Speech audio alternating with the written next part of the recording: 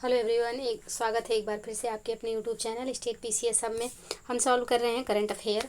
और ये current affair हम क्रॉनिकल की जो पतली वाली मैगजीन आती है मंथली, उससे सॉल्व कर रहे हैं। यहाँ पे ये अगस्त मंथ की मैगजीन है और इसमें जो करंट अफेयर दिया हुआ है वह जून मंथ का करंट अफेयर दिया हुआ है। और साथ ही इसमें मिसलेनियस में मॉक टेस्ट है, पत्र पत्रिकाओं का सार संक्षेप है, विभिन्न जो एग्जाम हुए हैं उनका यहाँ पे जो है प्रश्नात्मक या फिर व्याख्यात्मक हल दिया हुआ है। साथ ही आप यहाँ पे लेफ्ट साइड पे देखेंगे इंपॉर्टेंट करंट अफेयर यहाँ पे मेंशन किया गया है। तो यहाँ पे देखिए 30 जून तक का करंट अफेयर दिया गया है।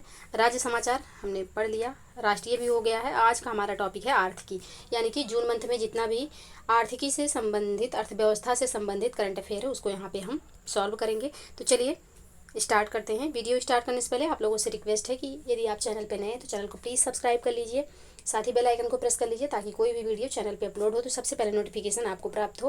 और साथ ही वीडियो को लाइक और शेयर करना बिल्कुल मत भूलिएगा। तो चलिए स्टार्ट करते हैं। जो यहाँ पे पहला करंट अफेयर है वह है कि सार्क देशों के लिए मुद्रा विनिमय व्यवस्था। तो 27 जून 2024 को भारतीय रिजर्व बैंक ने भारत सरकार की सहमति से 2024 से 2027 की अवधि के लिए सार्क देशों के लिए मुद्रा विनिमय व्यवस्था पर एक संशोधित रूपरेखा यानी कि revised framework on currency swap agreement for SAARC countries लागू करने का निर्णय लिया है। इस फ्रेमवर्क के तहत रिजर्व बैंक उन सार्क केंद्रीय बैंकों के साथ द्विपक्षीय स्वैप समझौता करेगा जो स्वैप सुविधा का लाभ उठाना चाहते हैं। 2024 से 27 के लिए इस रूपरेखा के तहत भारतीय रुपये में स्वैप समर्थन के लिए विभिन्न रियायतों के साथ एक अलग INR स्वैप विंडो शुरू की गई है। साथ ही रुपया समर्थन का कुल कोष 250 बिलियन रुपए का है। RBI एक अलग अमेरिकी डॉलर यूरो स्वैप विंडो के तहत अमेरिकी डॉलर और यूरो में स्वैप व्यवस्था की पेशकश जारी रखेगा, जिसका कुल कोष जो है वह 2 बिलियन अमेरिकी डॉलर का होगा। 15 नवंबर 2012 को लागू सार्क मुद्रा विनिमय सुविधा का उद्देश्य सार्क देशों की अल्पकालिक विदेशी मुद्रा तरलता आवश्यकताओं या भुगतान संतुलन संकटों के लिए दीर्घकालिक व्यवस्था होने तक वित्त पोषण की बैक स्टॉप लाइन प्रदान करना है। नेक्स्ट जो करंट मुद्दा है वह है कि जनवरी मार्च 2024 में 0.6% का चालू खाता अधिशेष। तो 24 जून 2024 को भारतीय रिजर्व बैंक ने बताया कि भारत ने वित्त वर्ष 2023-24 की जनवरी मार्च 2024 तिमाही के दौरान 5.7 बिलियन डॉलर या सकल घरेलू उत्पाद के 0.6% का चालू खाता अधिशेष यानी कि करंट अकाउंट सरप्लस दर्ज किया। एक वर्ष पहले की अवधि में चालू खाता घाटा 1.3 बिलियन डॉलर या GDP का 0.2% था और दिसंबर 2023 को समाप्त होने वाली पिछली तिमाही में यह 8.7 बिलियन डॉलर या GDP का 1% था। इस प्रकार वित्त वर्ष 2024 के लिए चालू खाता घाटा घटकर 23.2 बिलियन डॉलर या GDP का 0.7% हो गया है, जबकि वित्त वर्ष 2023 में यह 67 बिलियन डॉलर या GDP का 2% था। यह सुधार व्यापारिक घाटे में कमी, सेवा व्यापार अधिशेष में मजबूत वृद्धि के कारण हुआ है। 2023-24 की चौथी तिमाही में वस्तु व्यापार घाटा 50.9 बिलियन अमेरिकी डॉलर रहा, जो एक वर्ष पूर्व के 52.6 बिलियन अमेरिकी डॉलर से कम है। निजी अंतरण प्राप्तियां यानी कि प्राइवेट ट्रांसफर रिसिप्ट, जो मुख्य रूप से विदेशों में कार्यरत भारतीयों द्वारा प्रेषित धनराशि यानी कि रेमिटेंस को दर्शाती हैं, 32 बिलियन अमेरिकी डॉलर तक पहुंच गई हैं, जो एक वर्ष पहले के स्तर से 11.9% अधिक हैं। भारतीय रिजर्व बैंक की स्थापना 1 अप्रैल 1935 को भारतीय रिजर्व बैंक अधिनियम 1934 के प्रावधान के तहत किया गया था। नेक्स्ट जो करंट है वह है कि आर्थिक आउटलुक एशिया पैसिफिक Q3 2024। तो 24 जून 2024 को S&P ग्लोबल रेटिंग्स ने आर्थिक आउटलुक एशिया पैसिफिक Q3 यानी कि Q3 2024 जारी किया। इसने वित्त वर्ष 2025 यानी कि 2024-25 के लिए भारत के सकल घरेलू उत्पाद यानी कि GDP की वृद्धि के अनुमान को 6.8 पर बरकरार रखा है। इसका मुख्य कारक उच्च ब्याज दर और कम राजकोषीय प्रोत्साहन है, जो गैर कृषि क्षेत्र में मांग को कम करेगा। ये याद रखिएगा कि S&P ने कितना GDP दर 2024-25 के लिए निर्धारित किया है, तो 6.8% निर्धारित किया है। एजेंसी ने वित्त वर्ष 2024 यानी कि 2023-24 के लिए भारत की जीडीपी वृद्धि दर के अनुमान को संशोधित करके 8.2% कर दिया है। S&P ग्लोबल रेटिंग्स ने भारत के सकल घरेलू उत्पाद के लिए अपने अनुमान को वित्त वर्ष 2026 यानी कि 2025-26 के लिए 6.1% मार्च 2024 में अनुमानित से बढ़ाकर 6.9% कर दिया है। यानी कि 2025-26 के लिए जो ये जीडीपी का अनुमान है इनका 6.9% अब हो गया है।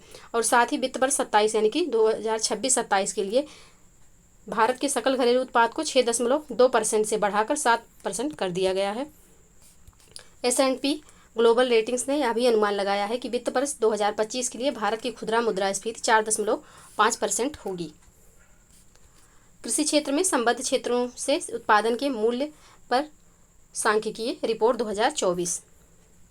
21 जून 2024 को सांख्यिकी एवं कार्यक्रम कार्यान्वयन मंत्रालय के राष्ट्रीय सांख्यिकी कार्यालय NSO द्वारा कृषि एवं संबद्ध क्षेत्रों के उत्पादन के मूल्य पर सांख्यिकी रिपोर्ट 2024 जारी की गई है।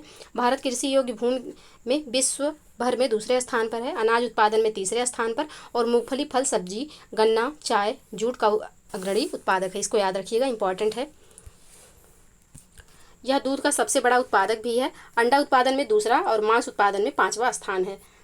कृषि एवं संबद्ध क्षेत्र के उत्पादन के मूल्य में फसल, पशुधन, वानिकी और मत्स्य पालन उप क्षेत्रों की हिस्सेदारी 2022-23 में क्रमशः 5.3%, 30.9% और 7.9%, 6.9% थी। यानी कि फसल की जो यहाँ पे हिस्सेदारी है वो 54.3% है, पशुधन की 30.9% और वानिकी की 7.9%, मत्स्य क्षेत्र का 6.9% हिस्सेदारी है। फसल उप क्षेत्र सकल उत्पादन मूल्य में सबसे बड़ा योगदानकर्ता बना हुआ है, लेकिन 2011-12 में इसका हिस्सा 62.4% से घटकर 2022-23 में 54.3% रह गया है। 2022-23 में अनाज के उत्पादन का उच्चतम मूल्य उत्तर प्रदेश में है, जबकि फलों और सब्जियों का उत्पादन का उच्चतम मूल्य पश्चिम बंगाल में है। पशुधन उप क्षेत्र का उत्पादन 2011-12 में 487.8 हजार करोड़ रुपए से बढ़कर 2022-23 में 878.5 हजार करोड़ रुपए हो गया है। पशुधन उप क्षेत्र के उत्पादन में दूध, मांस, अंडों की हिस्सेदारी 2022-23 में क्रमशः यानी कि दूध की जो हिस्सेदारी है वो 66.5% यानी कि 66.5%, मांस की हिस्सेदारी 23.6% और अंडों की जो हिस्सेदारी है वह है 3.7%। समस्त उत्पादन में राजस्थान 12.5% और उत्तर प्रदेश 12.3% से मिलकर 2022-23 में स्थिर मूल्यों पर पशुधन उप क्षेत्र के उत्पादन का लगभग 1/4 हिस्सा हासिल किया है। 2015-16 से 2022-23 की अवधि के दौरान आंध्र प्रदेश मत्स्य पालन और जलीय कृषि का सबसे बड़ा उत्पादक रहा है। नेक्स्ट है राष्ट्रीय सांख्यिकी कार्यालय, यानी कि ऊपर जो इसने डाटा प्रोवाइड किया है उसके बारे में यहाँ पे NSO के बारे में दिया हुआ है। तो NSO की स्थापना 1950 में योजना मंत्रालय के अंतर्गत केंद्रीय सांख्यिकी कार्यक्रम के रूप में की गई थी। बाद में 1970 में इसका नाम बदलकर राष्ट्रीय नमूना सर्वेक्षण यानी कि NSSO कर दिया गया और उसके बाद 2019 में यह NSO बन गया। यह सकल घरेलू उत्पाद यानी कि GDP, औद्योगिक उत्पादन सूचकांक IIP, उपभोक्ता मूल्य सूचकांक CPI और थोक मूल्य सूचकांक WPI जैसे प्रमुख आर्थिक संकेतकों को प्रकाशित करता है। ये याद रखिएगा, 2019 में यह NSO बना है, पूछा जा सकता है एग्जाम में। ADB द्वारा स्वास्थ्य प्रणाली हेतु $170 मिलियन का ऋण। 19 जून 2024 को एशियाई विकास बैंक यानी कि ADB ने भारत की स्वास्थ्य प्रणाली को उन्नत करने और भविष्य की महामारियों से निपटने की क्षमता में सुधार के लिए $170 मिलियन के नीति आधारित ऋण को मंजूरी दी है। इस धनराशि से सरकार की राष्ट्रीय स्वास्थ्य नीति 2017 कार्यान्वयन में मदद मिलेगी। राष्ट्रीय स्वास्थ्य नीति 2017 का उद्देश्य सभी को गुणवत्तापूर्ण स्वास्थ्य देखभाल सेवाएं प्रदान करना है। यह कार्यक्रम सार्वजनिक स्वास्थ्य खतरों से प्रभावी ढंग से निपटने के लिए रोग निगरानी प्रणालियों को मजबूत करेगा। ADB ने स्वच्छ ऊर्जा संक्रमण में तेजी लाने और एशिया और प्रशांत क्षेत्र में जलवायु परिवर्तन के प्रभावों को संबोधित करने के लिए एक्टिस एशिया जलवायु संक्रमण कोष के लिए $50 मिलियन की प्रतिबद्धता पर भी हस्ताक्षर किए हैं। अब यहाँ पे एशियाई विकास बैंक के बारे में देख लेते हैं। तो ADB की स्थापना जो है 1966 में हुई थी। इसमें वर्तमान में 68 सदस्य देश हैं, जिसमें 49 एशियाई देश शामिल हैं। इसके वर्तमान अध्यक्ष जो हैं मासात्सुगु असाकावा, जो कि जापान से हैं। इसका मुख्यालय फिलीपींस के मनीला में मांडलुयांग में स्थित है। नेक्स्ट जो करंट इशू है यह है कि राजस्थान में 550 मेगावाट क्षमता की सौर ऊर्जा परियोजना।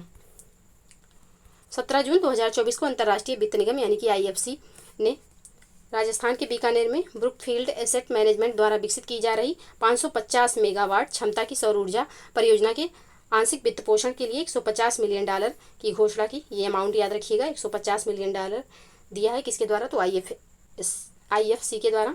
और कितने मेगावाट का है ये, तो 550 मेगावाट का है, सौर ऊर्जा है। इस परियोजना को कनाडा स्थित एक अग्रणी वैश्विक निवेश firm Brookfield asset management limited यानी कि BAM द्वारा विकसित किया जा रहा है। यह निवेश परियोजना के विशेष उद्देश्य वाहनों को जारी किए गए दीर्घकालिक गैर परिवर्तनीय डिबेंचर के माध्यम से किया जाएगा। यह एशिया और प्रशांत क्षेत्र में IFC पहला निवेश है जिसमें हाइब्रिड ऑफटेक संरचना का उपयोग किया गया है, जो कॉर्पोरेट पावर परचेज एग्रीमेंट और मर्चेंट मार्केट के तहत वाणिज्यिक और औद्योगिक उपभोक्ताओं को सौर ऊर्जा बेच रहा है।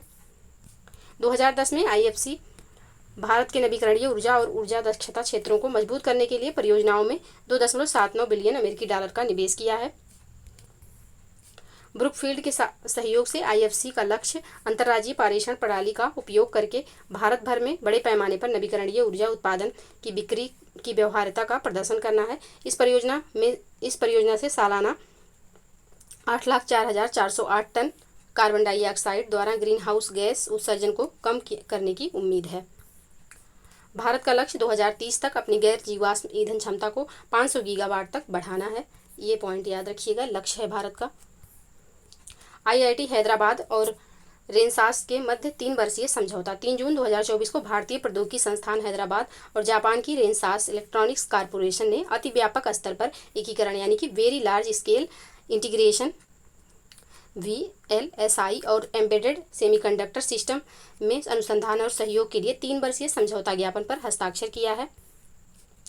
यह साझेदारी भारत के सेमीकंडक्टर पारिस्थितिक तंत्र को मजबूत करने और मेक इन इंडिया उद्देश्य का समर्थन करती है। समझौता ज्ञापन का उद्देश्य जो है भारत में एक आत्मनिर्भर सेमीकंडक्टर उद्योग का निर्माण करने के लिए प्रतिभा विकास को बढ़ावा देना और रेनेसास को भारत में प्रतिभाशाली कर्मचारियों की भर्ती करने में सक्षम बनाना है। इस समझौता ज्ञापन के तहत रेनेसास विश्वविद्यालय पाठ्यक्रम विकास और व्यवहारिक शिक्षण का समर्थन करना शुरू करेगा। IIT हैदराबाद के इंजीनियरिंग के छात्र 6 महीने की रेनेसास इंटर्नशिप के लिए आवेदन कर सकते हैं और कंपनी के साथ पूर्णकालिक रोजगार प्राप्त कर सकते हैं। तो ये रहा अर्थव्यवस्था से संबंधित इम्पोर्टेंट करंट अफेयर जिनको हमने सॉल्व कर लिया। अब इससे आगे हम कल पढ़ेंगे। तो आज के लिए बस इतना ही। वीडियो को लास्ट तक जरूर देखिएगा और वीडियो को लाइक और शेयर करना ना भूलिएगा। चैनल पे यदि नए हैं तो चैनल को प्लीज़ सब्सक्राइब कर लीजिए, साथ ही बेल आइकन को प्रेस कर लीजिए ताकि कोई भी वीडियो चैनल पे अपलोड हो तो सबसे पहले नोटिफिकेशन आपको प्राप्त हो। मिलते हैं नेक्स्ट वीडियो में, तब तक के लिए आप लोग पढ़ते रहिए, स्वस्थ रहिए। जय हिंद, जय भारत।